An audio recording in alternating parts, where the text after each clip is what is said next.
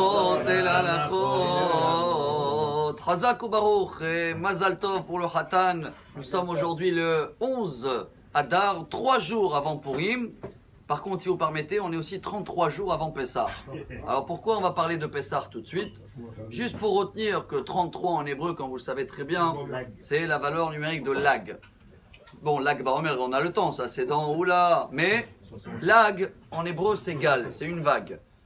Je pense que chacun de nous connaît ce Télim 119 dans la lettre Gimel Gal Aina Ve'abita Niflaot Mitoratecha. Ce qui veut dire chacun de nous traverse des vagues dans sa vie et en espérant toujours, si on doit traverser des vagues, on veut avoir une tout petite où c'est très simple à baisser la tête comme ça il est fini.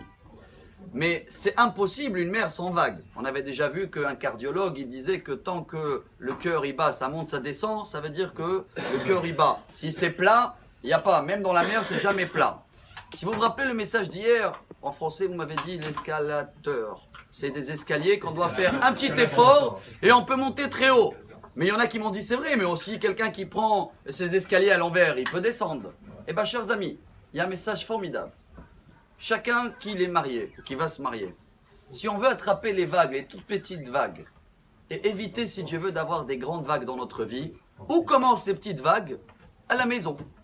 Dans le Shalom Bayit, comment je sais? C'est simple. Megillat Esther. La Megillah, c'est les mêmes lettres que Gal. C'est cette vague-là, les 33.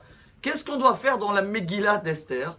Regardez, selon la Gemara Megillah, page 13, Mordechai et Esther étaient un couple.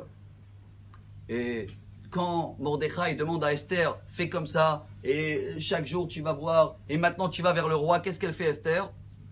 Elle, je vais pas dire elle baisse la tête, elle écoute. C'est une vague, Dieu veut passer un message, même s'il n'était pas d'accord, elle accepte.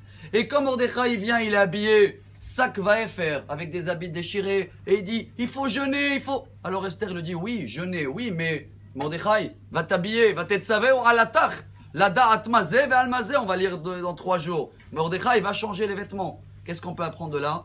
Que des fois Mordechai écoutez Esther. Esther écoutez Mordechai. Alors chacun dans le couple qui passe ces petites vagues-là, quand on sait les faire passer et pas avoir une bagarre, non, je suis pas d'accord, dans ce cas-là, on fait la Megillah d'Esther. On découvre ce qui est caché. Ah, vous me demandez alors pourquoi la Megillah ne porte pas le nom de Mordechai? Aïe, aïe, aïe, parce que Esther, elle a demandé, Mordechai, la joie, on doit l'avoir toujours.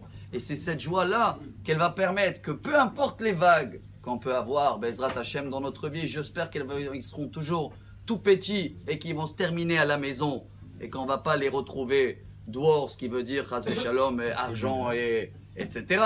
Pour cela, chers amis, sachez que derrière chaque vague, Gal Ainai ve'abita niflaot mitoratecha. Hashem se cache derrière chaque vague et nous on doit juste découvrir ce qui s'appelle en hébreu Megillat Esther. Bonne journée et Mazal Tov. Amar Rabbi Elazar.